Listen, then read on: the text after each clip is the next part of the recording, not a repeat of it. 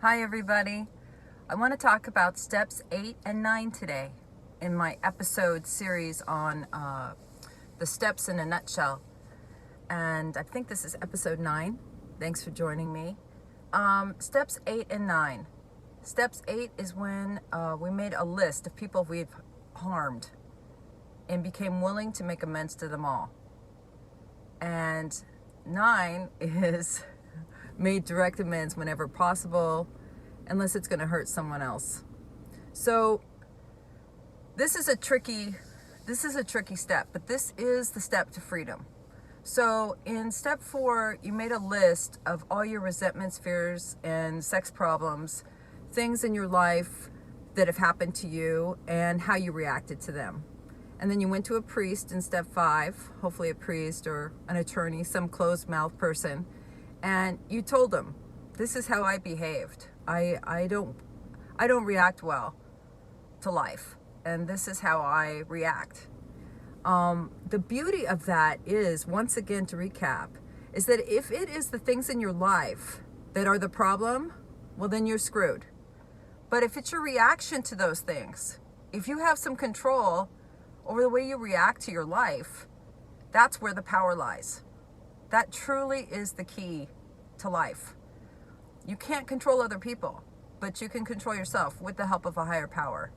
I need a lot of God to react well. So what do I do with that information now? Well, I need to go back and tell those people that I'm sorry. I'm sorry I reacted poorly. I have a one-liner script that I say, and I have people say, which is, I want to apologize for my attitude and behaviors in the past. I'm going to try to do better. Keyword try, because we fail all the time. But I'm trying to do better. And you want to do this list. Step 8 is just making the list of all the people from your resentments. You make that list of people. Then you're going to go over it with someone who has sobriety, who already has done this step. And they're going to guide you through it, because there's a lot of ways to make amends to people. There's a direct amends where I walk up to you and I say, I apologize for my attitude and behavior in the past. I'm going to try to do better. Sometimes it's written because you can't see the person, and basically you write that same script.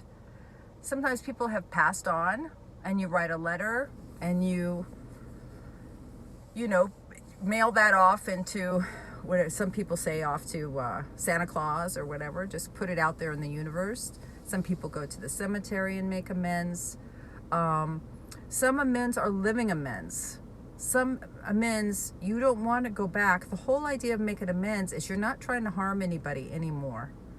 And when you're newly sober, you really don't know what your motives are. You think you have great motives, but really you're trying to get something out of it. You're trying to get back in the bed or back in the will or something. So you want to run this past someone, and if it's a living amends, and they tell you, you just don't do that anymore. Don't behave that anymore. Don't do those things. And you live an amended life.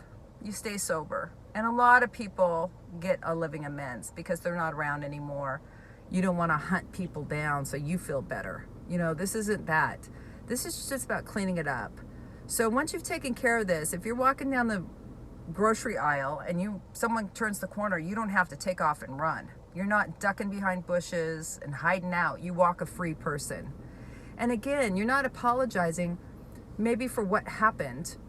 You're apologizing for your reaction to it, that you reacted poorly. Now, there's some things in life that seem like you had no part of. You had no part in. And a lot of that is trauma stuff. I know for myself, I'm adopted. And I had some underlying resentment for a long time about being adopted and given up. And I was given up at birth. So I really had no part of that. So I left it out of my first step. Maybe that was part of the reason I drank again. But this time around, somebody said, you need to put that on your list. And I thought, well, what's my part? How can you react poorly to that? Well, I hung on to that resentment. I hung on to that resentment my whole life. I milked it for everything I could. I used it as my excuse why I had commitment issues, all sorts of stuff, So I had to look at that. I hung on to that and I played victim. And I played victim in a lot of areas of my life. And I don't have to do that today. And I get to walk with a new freedom and a new happiness. So once you make this list and you go over it with someone in AA and they tell you where you're going to make a living amends or a phone call, a direct amends, a letter, whatever you're going to do, and you start on your list, you might have living financial amends. I had a lot of financial amends. I've shared about this a lot. And somebody will go over that with you too.